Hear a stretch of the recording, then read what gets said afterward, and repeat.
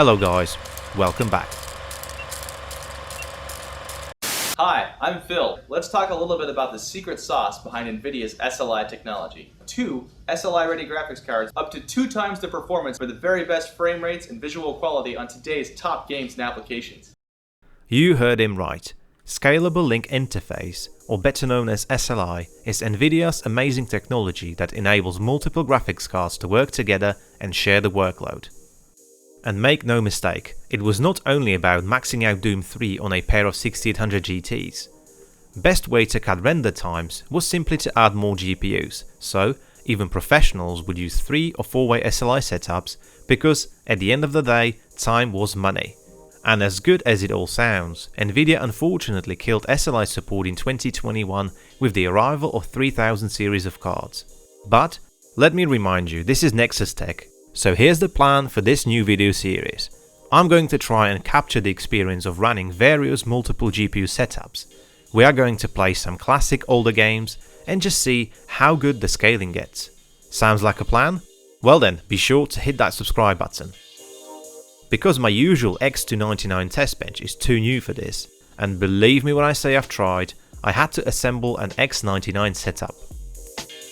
At its heart sits Asus ROG Strix gaming motherboard. The CPU of choice is Intel's Broadwell E Core i7-6850K, which is overclocked to 4.5 GHz, and there's 32GB of Corsair's Vengeance LPX DDR4 memory running at 2800 MHz. Windows 10 was a no-go, so instead, a fully patched Windows 7 is running off an NVMe SSD. Let's go over to the main event, this lovely pair of GeForce 8800 GTSs. NVIDIA's first DirectX 10 GPU released in November 2006 and came with a hefty price tag of $449 USD. The G80 core was based on Tesla architecture and manufactured on a 90nm process. It has 96 CUDA cores and a base clock of 513 MHz. Card was equipped with either 320 or 640 MB of GDDR3 memory and operated a 143 watts TDP.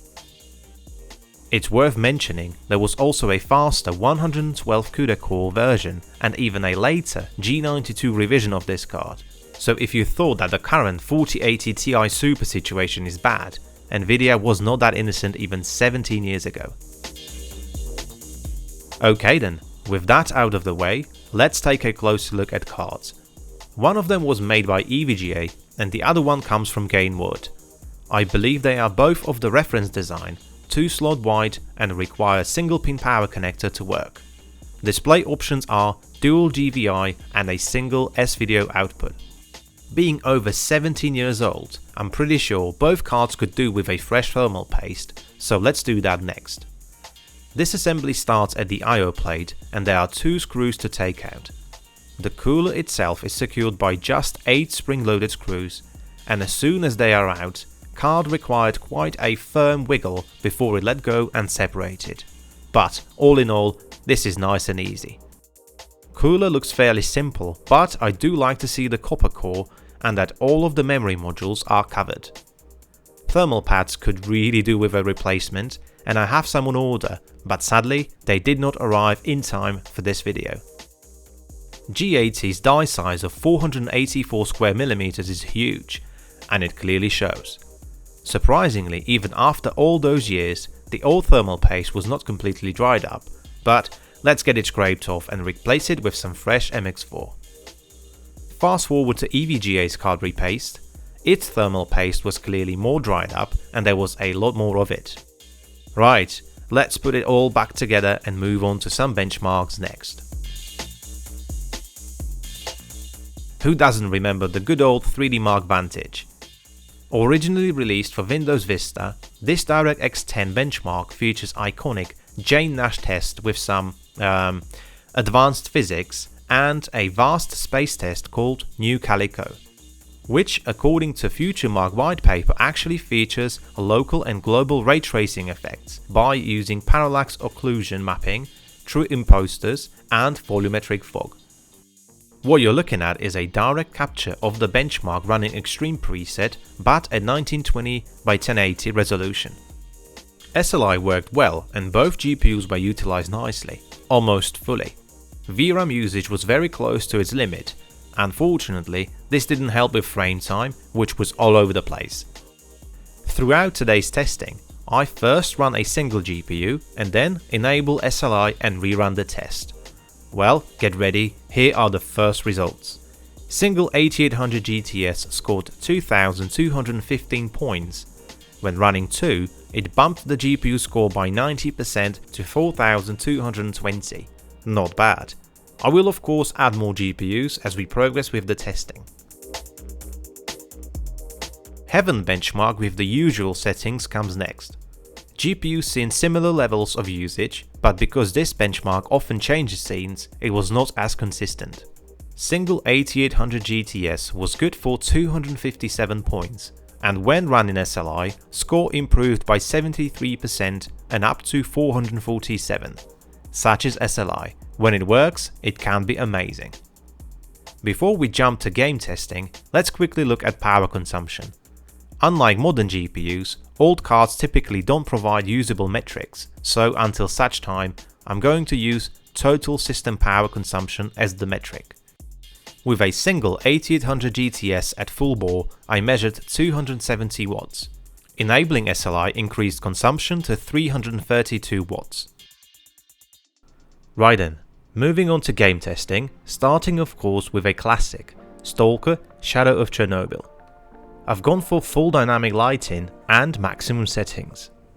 Game released in March 2007 and called for a GeForce 5700 or Radeon 9600 as a minimum, but suggested a 256MB card such as the 8800 GT or the HD 2900 XT.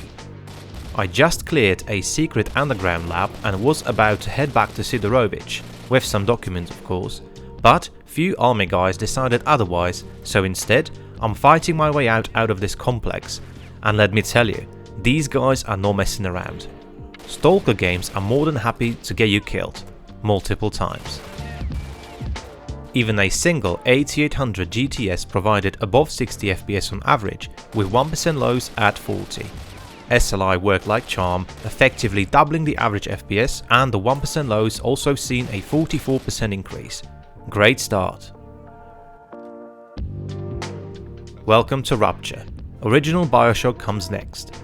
This game was released in August 2007, and to run it, 2K suggested a GeForce 6600 or ATI's X1300 and a 512MB 7900 GT or 8600 was recommended. Feeling confident, I've maxed out graphics options and got on my way towards my first encounter with the little sister, still very early into the game story. Once again, a single 8800 GTS was good for about 62 FPS on average, however, the 1% low figure at 26 was less than ideal. Enabling SLI bumped the average FPS by 87% and more than doubled the 1% lows.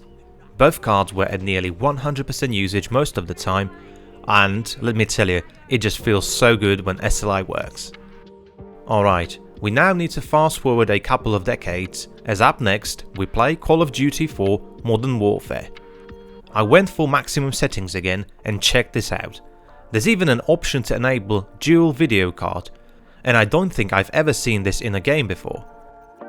Game was released in November 2007 and called for a minimum of 128MB GPU such as the GeForce 6600 or Radeon 9800 Pro, and a GeForce 7800 or ATI's X1800 was recommended. As a fresh recruit into the ranks of SAS, we are on a rescue mission in Russian mountains. I was surprised by game's first class sound effects, and the visuals are top notch too. Looking at the results, we could definitely do with more VRAM here. A single 8800 GTS managed 47 FPS on average with 1% lows at 26. Enabling SLI bumped average FPS significantly to over 100 FPS, but the same can't be said about the 1% lows, which only saw a minor 12% improvement. But can it run Crysis? I thought you would never ask. When this game was released, it quickly became a benchmark of how good your gaming PC was, so with this in mind, I've gone for the medium overall preset. This original version of the game was released in November 2007 and asked for a GeForce 6800 GT or a Radeon 9800 Pro, but suggesting a beefier 512MB GeForce 78 or 8800 or a Radeon X 1800. Game runs smoothly and both 8800s show great usage, often nearing 100%. Looking at the results, it's quite clear just how bloody demanding it was. Single 8800 GTS was only good for about 37 FPS on average, which is not what I would call a great experience. Enabling SLI improved average FPS by 92% and 1% lows by about 75%. Whilst not great, I consider this a challenge, so I'm going to feature this game in all upcoming videos. Comment below, which GPU do you think it takes to max out this game and also achieve 1% loads above 60? Right, the next game I wanted to test was GTA 4. I'm not even sure if it is worth it, the stuttery mess it was. And before you comment I should try DXVK, it was not until the 600 series of cards that Nvidia supported Vulkan, which apparently does wonders with this game. But I've done what I could with D-Draw and I'm going with low overall graphics settings. GTA 4 originally released in April 2008 and as a minimum called for a GeForce 7900 or ATI's X1900, however recommended was a 512MB card such as the GeForce 8600 or ATI's HD 3870. This pair of 8800s was pushing solid FPS at times and they were used around 80% on average. However, it was the constant stuttering and frame time all over the place that ruined the experience. Locking FPS in Afterburner helps, but I guess that kinda defeats the purpose of benchmarking. Looking at the results then, single 8800 pushed 28 FPS on average and SLI provided 50% uplift to 42. The 1% lows are, well, they are what they are. I was really looking forward to this one, the original Dead Space.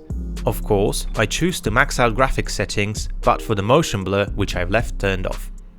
Game released in October 2008 and called for a GeForce 6800 or ATI's X1600 Pro. Chapter 2 opens up in the outskirts of intensive care aboard USG Ishimura, where Isaac is greeted with quite disturbing scene. Both 8800s were at top levels of usage, and looking at the amount of VRAM used, this game is actually quite conservative. Single 8800 GTS pushed solid results, and dare I say it, with 80 FPS on average, is all you really need with this game. Enabling SLI increased average FPS by 80%, sadly the 1% lows didn't see much of an improvement. Next game tested was Fallout 3. I went absolutely berserk and maxed out all of the graphical options, because why not? Released in October 2008, this game requires GeForce 6800 or ATI's X850 as a minimum, and recommended are 512MB cards such as the GeForce 8800 or some of the ATI's HD 3800 series. Game is capped at 60 FPS, which makes it a little harder for this testing, but both GPUs were at 98% of usage most of the time when moving across open wasteland areas. A single 8800 GTS pushed 33 FPS on average, but not so much impressive 1% lows at 18. SLI then pushed average FPS very close to 60 and 1% lows seen 62% increase. Last game tested today was the original MAFIA 2. I went with a medium preset but at 1920 by 1080 resolution, and I've left the PhysX disabled. Game released in August 2010 and the minimum suggested GPU was a GeForce 8600 or ATI's HD 2600 Pro, though 2K recommended using a GeForce 9800 GTX or the Radeon HD 3870. Game mostly takes place in Empire Bay, a fictional city which vaguely resembles the biggest cities across America such as New York or San Francisco. Story is divided into chapters, and for today's testing I'm taking Vito, the main character, across the city to seek some work at the docks. GPU utilization was pretty good and mostly hovering around 90%, though frame time showed regular spikes. It's quite clear we need a more powerful GPU to achieve smoother gameplay, as a single 8800 GTS pushed just 30 FPS on average. Enabling SLI then provided a solid 63% increase to average FPS, but did absolutely nothing with the 1% lows. Boom, there you go, this was the first installment in this new series. I hope you had as much fun watching it as I had testing it. So, was running a pair of 8800 GTSs worth it? Absolutely. Across 8 games we tested today, the average FPS increase was 82%. Sadly, there are no new games or hardware that support SLI, so by all counts, it is considered dead. Nvidia would like you to believe their recent GPUs are powerful enough and there is no need for SLI. And I kinda agree, single card is much easier to live with, yet I can't help it and enjoy seeing 2 GPUs working together, pushing higher FPS and allowing me to crank up the details. And there's more to it than just visual fidelity. In the past, combining 2 mid-range GPUs would surpass the top tier card's performance, and not to mention it was often cheaper. Going forwards, I'm going to face a couple of challenges as most game launchers drop Windows 7 support in 2024, but I'm sure there's a way around that. And lastly, guys, thank you for all your support this year. I can't do this without your likes, comments, and nothing drives me more than to see that you enjoy my content. Happy New Year, and I'll see you in the next one.